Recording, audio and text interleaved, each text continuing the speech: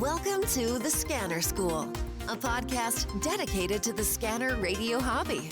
Class is about to begin. Here is your host, Phil Lichtenberger. So welcome to Scanner School. My name is Phil Lichtenberger. My amateur radio call sign is W2LIE, and this podcast is here to teach you everything that you need to know about the scanner radio hobby. This is session number 39, and if you want to find out any of the show notes for today's session, because we're going to talk about a couple different products, you can go to scannerschool.com/session39. That's numbers 39. Again, scannerschool.com/session39. And while you're there on the website, if you haven't done so already, you can go ahead and you can subscribe to our newsletter. Our email basically goes out once a week to let you know that what's new, what's going on here at Scanner School, when we have a new podcast coming out, if we have something new that we're working on, or if there is a contest that we have in the works. So this week, as usual, we are sponsored by East Coast Pagers, and East Coast Pagers is sponsoring a podcast contest. So we're talking about East Coast Pagers because East Coast Pagers is basically what funds Scanner School. That's why it's a sponsor of the Scanner School podcast. Without East Coast Pagers and without me doing that part of the business, there is no Scanner School. So East Coast Pagers is giving away a $100 gift card that you can use in any future pager or pager accessory purchase. So for a Unication G1, G4, G5, or Swiss phone, S Quad Voice, S Quad 360.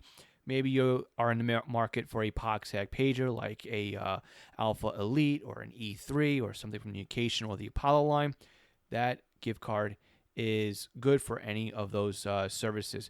So go to eastcoastpagers.com/contest or scannerschool.com/contest.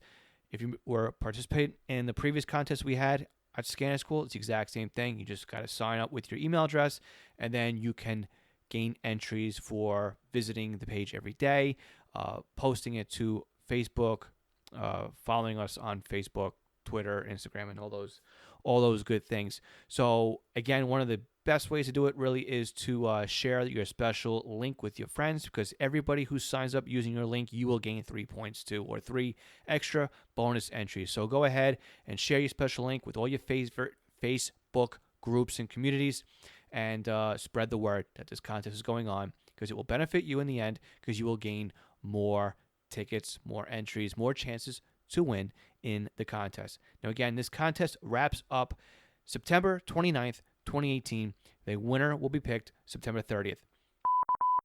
2 weeks ago, in session 37, we talked about power supplies. So if you've missed that one, you can always go back and listen to it at scannerschool.com/session37.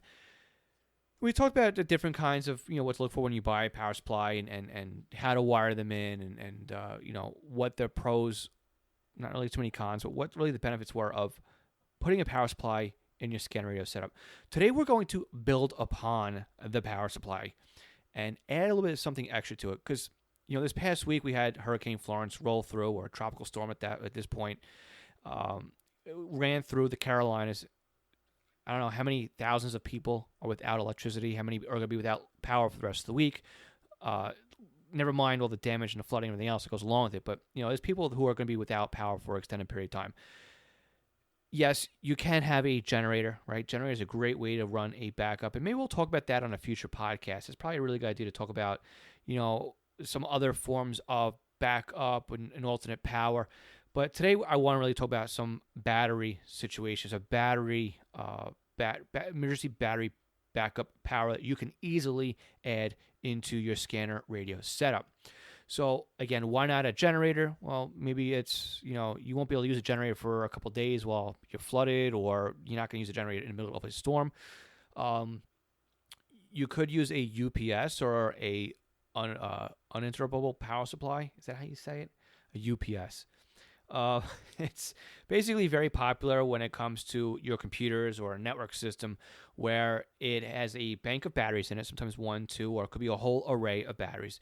And when commercial power is removed, the UPS kicks on, and it's basically an inverter in there. It takes that 12-volt DC supply.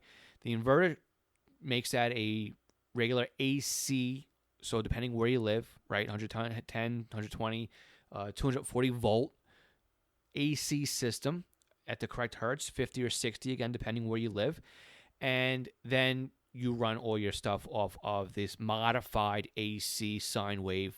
So it's not true AC. It's modified, basically. Takes a DC signal and creates it into an AC.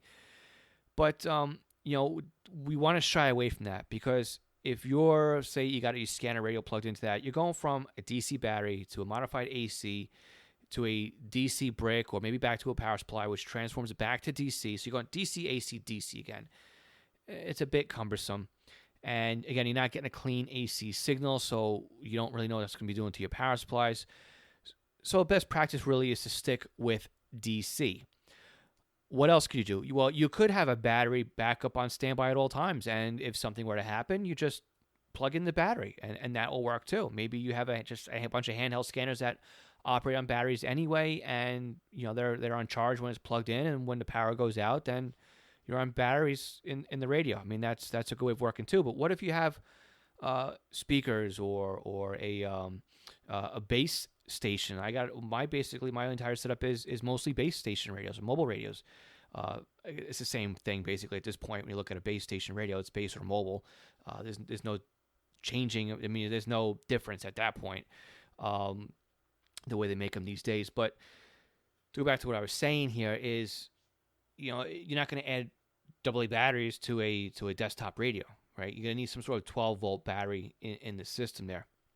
So again, you could always have a 12-volt battery just sitting there, and then you just plug it in when you're ready to go. But you got to be able to keep that charged. You're going to have some downtime when you're swapping over. So there's got to be better ways or easier ways to do that. And the way I have my setup over here is I do have something that will do exactly that. When the power supply is removed from service, either from a blackout or I turn it off, or power is cut from the house, my station automatically goes over to a battery system. I use a West Mountain Radio Super Powergate PG450S. It's a very easy device to install, and basically what it does is it allows you to plug your power supply into one port, you plug a backup battery into a secondary port, and then you plug your load into the middle.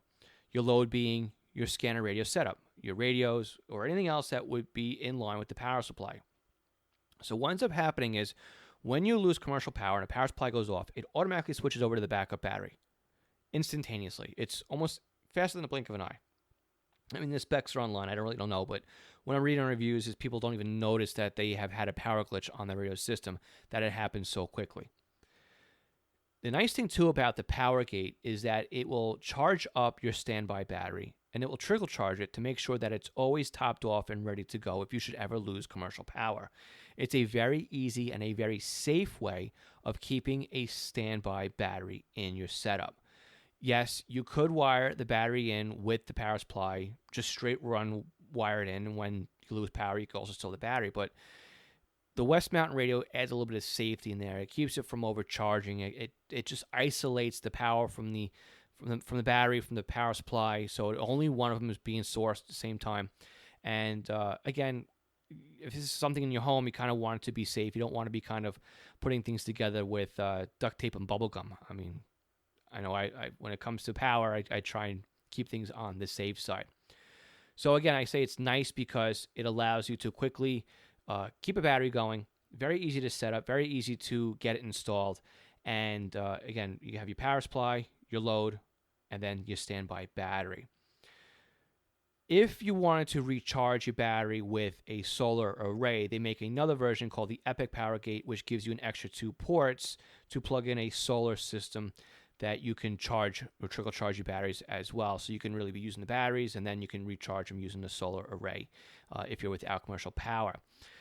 So something to keep in mind, though, is that the West Mountain radio gear all interfaces with power poles. Now, I love power poles. It's basically a universal way of connecting DC electrical connections together. Once you wire them up and things into there, it's basically an interchangeable system. So what I normally do is, like, I'll take a cigarette lighter and I'll cut the end off. So if I get a radio that's got a in the box cigarette lighter, maybe it's for a unit-in device.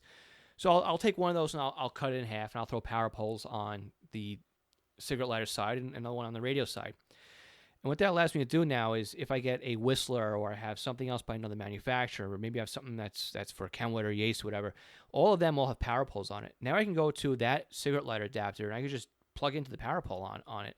And I don't have to worry about what cigarette lighter goes to what radio, because I just take that DC lead from that radio and plug it in, and it's a mate. It works. I try to have what they call a rig runner, which allows you to have an array of power poles on a DC block, and you just plug into that using your power pole leads. And it's a nice little practice. I mean, if you're not going to be adjusting your setup all that often, it doesn't really pay unless if you hardwire things in. But if you're going to be putting something in the car, or you're using different types of radios, at least having a couple of power pole adapters in the shack is a good little practice. And we'll talk about more power poles later on, and maybe we'll spin us off into a YouTube video. But I want to talk about power poles because that is the interface on the West Mountain radio device. It's not a screw-in, it's not a lug, it's an actual plug-in adapter. So what type of battery are you looking for? Well, chances are you're going to be using the West Mountain radio power gate internally. So you want a battery that's not going to vent off anything. You don't want to put an auto battery, marine battery, something like that in the house. You're going to look for something that is a sealed type of battery, like a sealed lead acid battery. Very common in alarm systems, UPSs. Maybe if you have, I know Fios here, what they do is they put a little UPS in there with the battery in there as well. So these are very cheap, affordable batteries you can pick up for about $15-20, 12-volt batteries. These alarm batteries, UPS batteries, have a reading of 7 amperes. So how do you figure out how long that's going to typically last you? Well, there's a very simple formula that lets you know the battery life. And battery life, again, we're going to go into a very simple formula here. I'm not going to complicate this. Just basically the ampere hours divided by the current in amps. So let's assume that your scanner takes an amp. Now, most scanners out there take half an amp, maybe 3/4 of an amp. Let's say 0.5 or 500 milliamps, 750 milliamps, another way to say that. Let's round up to an amp. If you had a battery that was a 7 ampere hour battery and your scanner pulls 1 amp, 7 divided by 1 is 7 hours, right? You're going to have less than 7 hours really, because you're going to have a battery that's in ideal condition. You're going to have a little bit of loss in the electrical line that you're going to use. So, it's going to be give or take 7 hours if you use a 7 amp hour battery. If you put 2 scanners in there and just say you're using 2 amps, right? You can divide that in half. You'll get 3.5 hours out of it. So you can always buy bigger batteries, but again, these off-the-shelf batteries that are very popular for alarm panels, UPSs, they're typically a 7 ampere hour, 12-volt battery, and they're about $15-20. Very simple, very easy to set up. So one thing you have to remember, though, is if you wire in the West Mountain Radio power gate and you turn off your power supply, your station's not going to turn off because it's always going to be looking for the battery at that point, right? Because you've cut off commercial power. So how do you then bypass the battery? Well, you can either put an on-off switch in there that will then really be a master station off beyond where the West Mountain Radio power gate is, or you can simply reach down and pull out the power plug on the Anderson power pole. Pop it right out. When you want to turn your station back on again, you pop it back in. Again, that kind of defeats the purpose of having the radio there and trickle charged and ready to go on standby. Just do what the rest of us do. Leave your radios on all day long. I mean, if you're not in the room to hear it, does it make a noise? I don't know. So with that, let's just summarize what we talked about here, because I know I went really quick tonight. First of all, we don't really like to use UPSs because that takes a DC from a backup battery, converts into an ugly sine wave, which is AC, and then your DC block, your power supply is going to convert that back into DC. So you went from 12 volts to 120 volts, just say here in the States, back down to 12 volts. You went DC current, sloppy AC current, back to DC current. Not really an ideal situation. Again, you could have a backup battery. You got to remember to keep that charged. You could have solar. You have a nice sunny day for that. Or you can run a generator. But again, you're not going to be running a generator in the middle of a storm. So the power gate is a really simple, easy, peace of mind way of making sure that you always have some backup system ready to go in the blink of an eye that you can tuck under a desk and you won't even know that it's there. All right, so I want to thank our Patreon supporters, Mark Beebe, MT Bono, Kenneth Fowler, and brand new James Felling. I hope I got your name right, James. If you want to know how to support Scanner School Podcast, you can go to scannerschool.com/support. We have great ways that you can help support the podcast. Many of them are free either by shopping at Amazon, using one of our affiliate sponsors, or if you want to be a Patreon supporter like Mark, MT, Kenneth, or James, you can do that on a month-to-month basis. You can support us for as little as $1 a month, and you can go up from there. So again, you go to scannerschool.com/support. We have been getting questions via email that I have been very slow to answer. Now I have my VA Colleen working on dictating those, and we will be playing back some of these questions and answering them on future podcasts.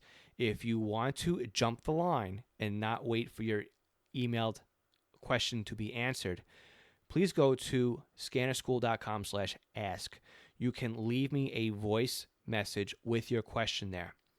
Very simple, and we will put your voice on the podcast, and I will answer your question that way.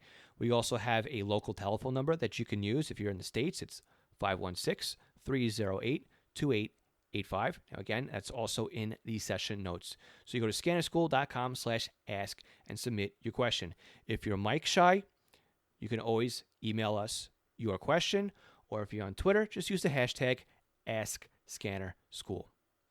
All right, guys, that is it for this week. So don't forget, all the links for the devices we talked about on today's podcast are located in the session notes, scannerschool.com/session39. So a link to the West Mountain Radio Super Power Gate, the Epic Power Gate, even the Anderson Power Poles, we'll put those in there as well. Maybe a couple links to a couple batteries. So they will all be in the session notes. If you're looking to make a purchase, that'll be a great way to help support the Scanner School Podcast. And if you haven't done so already, subscribe to the podcast. Very simple. Scannerschool.com/subscribe. If you listen to us right now on a podcast player, a smartphone or something like that, just take the device out of your pocket and click subscribe. All right, guys, we will touch base again next Tuesday. I want to say 7-3, and thank you so much for listening to Scanner School. We teach you everything that you need to know about the scanner radio hobby. Thanks for listening to the Scanner School Podcast. Be sure to visit www.scannerschool.com to access the show notes and bonus content.